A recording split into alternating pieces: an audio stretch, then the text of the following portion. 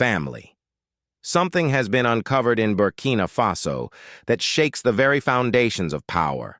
A secret hidden deep inside the nation's own army. A network of spies, not African, not loyal, but sent by Western powers to manipulate, to control, to destroy from within. And in the midst of this darkness, one man stood before his people and said, "No more." His name is Ibrahim Traoré. When he spoke, it was not just another military announcement. It was thunder. It was revelation. It was truth. Breaking chains in the open square. This was not a whisper behind closed doors. It was a public declaration that the West had planted its agents inside the very heart of Burkina Faso's defense.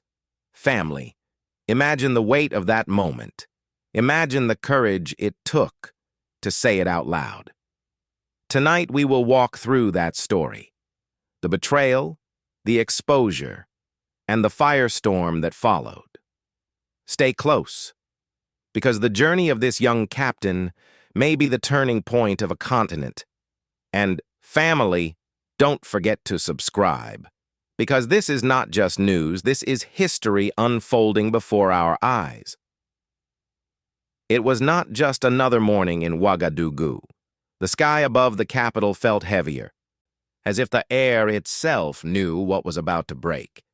The people had gathered, filling the square before the government building. Soldiers stood alert, the flags fluttered, and all eyes were fixed on the platform where a young captain, barely 37, stood ready to speak.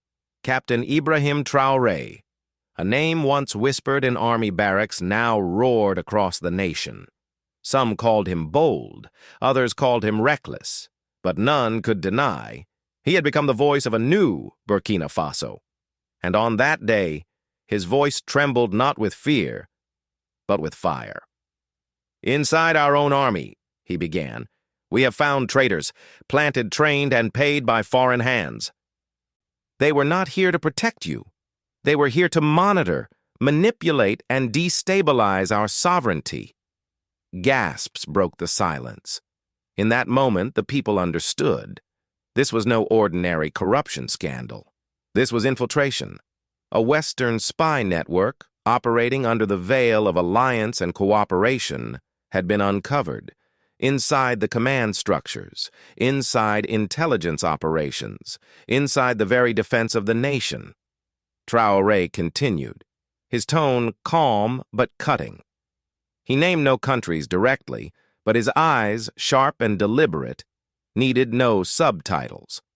Everyone in that square, everyone watching across Africa, understood the implication. The same powers who once colonized had never truly left. He did not bring conjecture.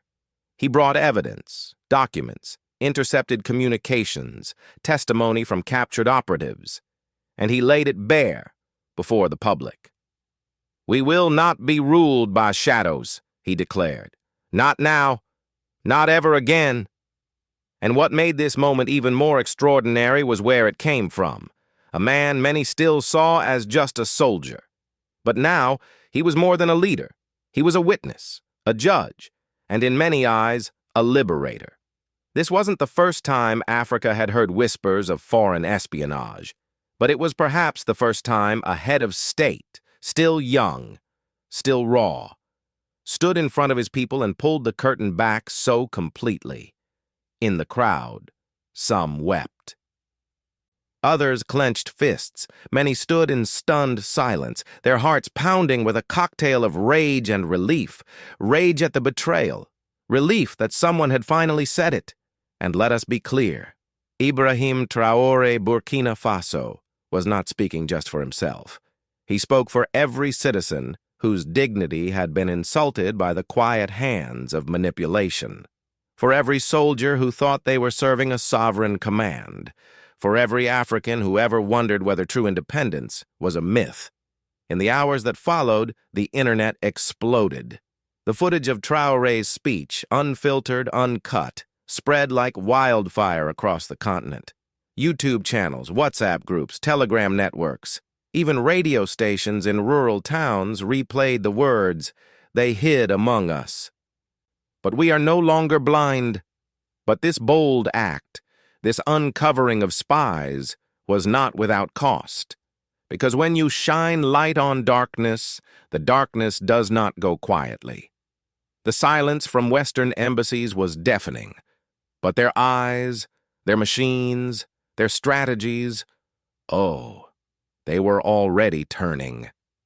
This revelation was not just an internal matter, it was a disruption of international agendas. It was a call that could echo across West Africa and beyond. And Captain Traoré knew it. He did not smile that day. He did not celebrate. Because he understood, by naming the enemy, he had declared war, not with guns but with truth. But family. What happened next? Nobody expected.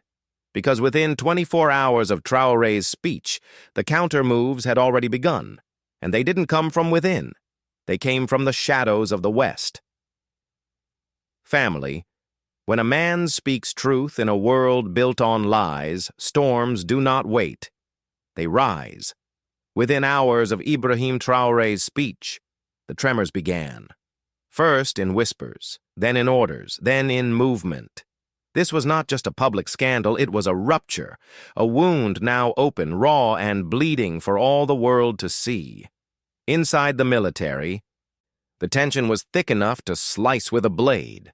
Officers who once saluted each other with pride now looked over their shoulders.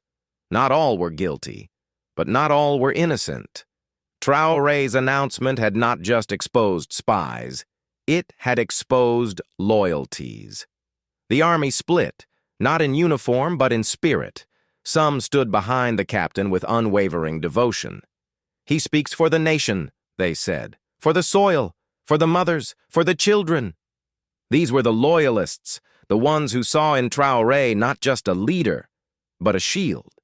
But others, they vanished, disappeared from posts, left behind only traces, burned files, broken locks, encrypted devices wiped clean. Those were not soldiers. Those were agents. And now, they were running. Meanwhile, in the streets of Ouagadougou, a fire unlike any seen before began to spread. Not of violence, but of awakening. The people marched, young and old, women with babies on their backs, veterans with medals pinned to dusty jackets. They chanted, not for bread, not for jobs, but for truth. We see you, Captain. We stand with you. They painted murals of Traoré on walls. They renamed market stalls Place de la Vérité. Children shouted his name in schoolyards. Elders prayed for his protection in churches and mosques. But family, while Burkina Faso was rising, the outside world was watching, and not with joy. In the polished rooms of embassies, words like instability and national security concern echoed through corridors. Intelligence cables flew, satellite images were reviewed, and behind closed doors, the question was asked, not, is this true? But how do we stop him? Because truth, once spoken, cannot be contained. And a young leader exposing Western espionage was not just inconvenient, it was dangerous. In Paris, political analysts warned that Traoré was losing control. In Washington, think tanks labeled him a radical populist. In Brussels, meetings were held behind frosted glass about sanctions, human rights, and regional destabilization. But let us be honest, family, this was not about justice. This was about control. And Traoré had disrupted the script. He had stood alone, 37 years old with nothing but documents and a microphone, and in doing so, he had embarrassed powers who were not used to being named. And so, the pushback began. Unverified reports emerged of coup attempts. Anonymous voices online began to spread fear. Traoré has gone too far, they said. The country is collapsing. Western media painted him as erratic, unstable, a threat to democracy. But we knew better. Because when the empire feels threatened, it always calls its enemies insane. Still, danger was real. Multiple sources confirmed increased foreign drone activity near Burkina Faso's borders. Strange phone intercepts began to surface. Even inside the presidential security detail, suspicions rose. Could another betrayal be looming? And yet, Traoré did not waver. He held meetings in the open. He gave interviews. He doubled down on reforms, military restructuring, educational investment, land redistribution. "If they come for me," he told one advisor, "they will not find a puppet." But family, this is where it gets darker. Because the louder he spoke, the more silent some doors became. Former allies pulled back. International aid slowed. Development contracts vanished. Burkina Faso, already battered by years of neglect, now stood more isolated than ever. But still, the people sang. Because they knew that sometimes isolation is the price of integrity. And in their captain, they saw not just a man, they saw a mirror of what Africa could be: sovereign, unafraid, awake. But as the walls began to close around Traoré, whispers of a more dangerous retaliation started to rise. Not from diplomats, not from soldiers, but from a force older, quieter, and far more deadly. Family. Every truth comes with a price. And when that truth exposes not just liars, but empires, oh, the cost becomes blood, silence, or both. After Traoré stood before his people and revealed the infiltration of foreign spies, the nation did not return to business as usual. No. Burkina Faso had entered a different season, a season of reckoning. Inside the military, trust became a currency more precious than bullets. Promotions were frozen, backgrounds rechecked, loyalty retested. The spy network wasn't just a political scandal, it had turned the very bones of national defense into a haunted house. Who was real? Who was compromised? Traoré's leadership, though praised by many, became more precarious than ever. His schedule was no longer public. His travel plans, guarded with silence. The presidential residence, once a center of political reception, became a bunker. Because family, make no mistake, the enemies he exposed were not just embarrassed, they were enraged. Then came the whispers of retaliation, of plots, of assets still in country, of foreign forces preparing interventions under the banner of democracy and stability. That's when something remarkable happened. From the east, not the west, came reinforcements. In an unprecedented move, the Russian Federation quietly deployed a large contingent of special forces to Burkina Faso. They did not arrive with press releases. They did not wear flags. But they came with precision, experience, and a mission to protect Ibrahim Traoré. Western commentators called it provocation. But the people of Burkina Faso saw something else, a leader finally being shielded from the ghosts of colonial vengeance. Because, family, we must understand. Ibrahim Traoré Burkina Faso had become more than just a man. He had become a symbol, a mirror. And mirrors that reflect uncomfortable truths are often the first to be shattered. The Russian operatives set up a perimeter around key government institutions. They collaborated with loyalist Burkinabe officers, conducted counter-surveillance, and shut down suspected covert networks. For the first time in decades, the streets around the presidential compound no longer smelled like foreign compromise, but like African defiance, guarded with foreign fire. This move sent ripples across the continent. Other African nations watched, silent but alert. Could it be that in the face of Western subversion, a sovereign state had turned elsewhere for protection and received it? But while the external defenses were strengthened, internally, Traoré's circle was shrinking. Not by force, but by fear. Some allies distanced themselves.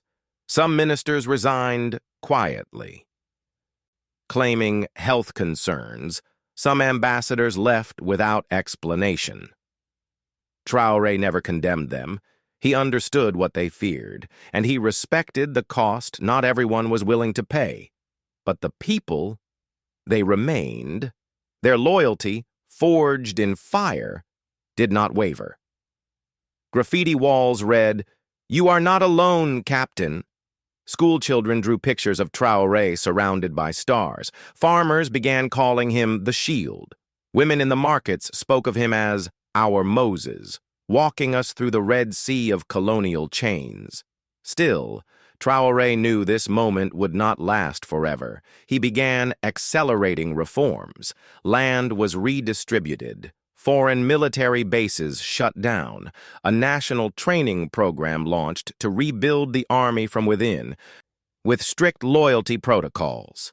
The media? Controlled? No. Liberated.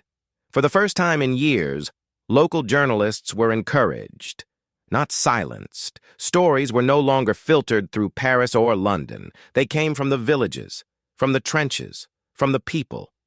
But make no mistake, Traoré was not invincible. Every day he lived was a defiance. Every breath he took was an act of rebellion against the unspoken rules of how African leaders were supposed to behave. And he knew this kind of truth-telling does not come without attempts to end it. So the question becomes, how long can a man walk through fire before it consumes him?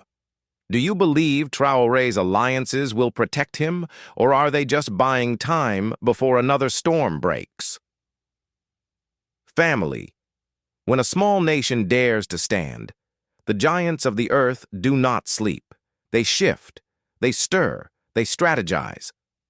The moment Traoré exposed the spy network, the streets of Burkina Faso lit with hope, but the corridors of Western capitals darkened with alarm. In Washington, the response was swift but calculated. Publicly, diplomats called for transparency, stability, and democratic norms. Privately, intelligence agencies reassessed their files, their contacts, their long-term investments in the region. Traoré had just pulled the rug out from a game they thought they were winning. In Paris, the humiliation was sharper. France, Burkina Faso's former colonial master, had long maintained influence through language, military training, and covert alliances. Traoré's public rejection of that legacy and the removal of French troops months earlier had already bruised egos. But this was a slap. French media began framing him as unstable, anti-West, possibly under Russian influence. Old tactics, familiar narratives, colonialism in modern dress. Meanwhile, in Brussels, the European Union scrambled for footing. Sanctions were whispered. Development funds were reassessed. Statements were drafted with care, condemning foreign meddling while ignoring their own. But family, not all eyes looked with fear. In Moscow, Traoré's name echoed through think tanks and ministries. Here was a leader unbought, unbroken, and bold. Their response, strategic, quiet, but clear. Military advisors, special forces, a visible counterbalance to Western dominance.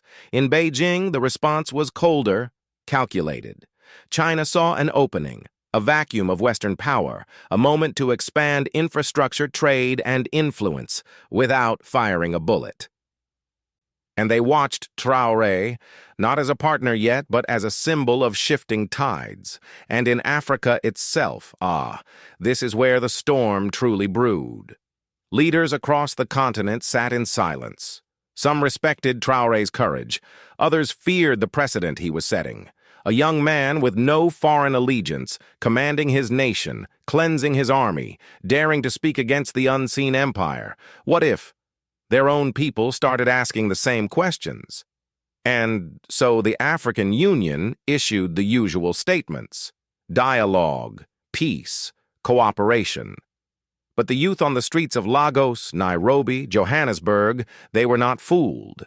They posted his speech. They printed his words.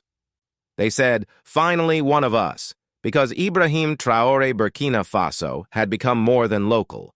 He had become continental, global, a spark in a dry forest. And sparks, family, when left unchecked, can set the whole world on fire. Family. We have seen what he exposed. We have felt the tremors of truth, but now we must ask, what happens next? For Ibrahim Traoré, the road ahead is not paved in applause, it is carved through stone. Every step he takes is shadowed by threats. Every reform met with resistance. Every ally weighed in silence. But he walks still. Because Traoré understands something many leaders forget. Revolution is not a moment.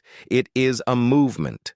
And movements take time, pain, sacrifice. He has begun rebuilding the military, not just with rifles, but with loyalty.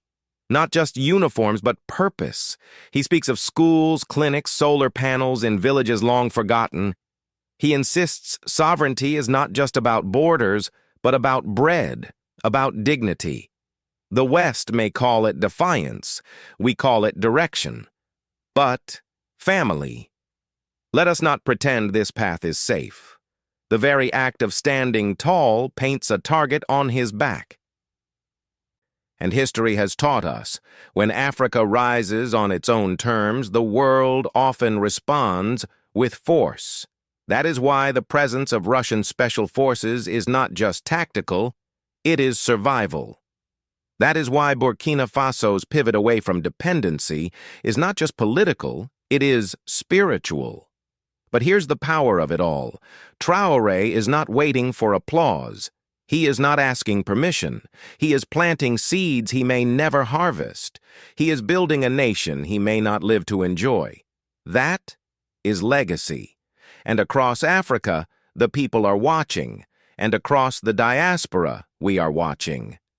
Because when one of us dares to lead with honor, we all rise a little higher. Still, the road ahead is rough. Sabotage, isolation, economic warfare, media distortion. These are the weapons of the status quo, and they are already being used. But family, don't lose sight of the truth. Burkina Faso is no longer sleeping. The people are awake. The youth are dreaming again. And dreams, once awakened, are not easily silenced.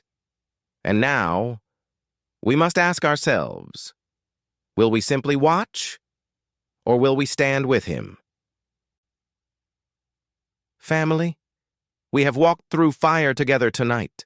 From the moment Ibrahim Traoré Burkina Faso stood before his people and pulled back the curtain of lies, we knew we were witnessing more than a speech.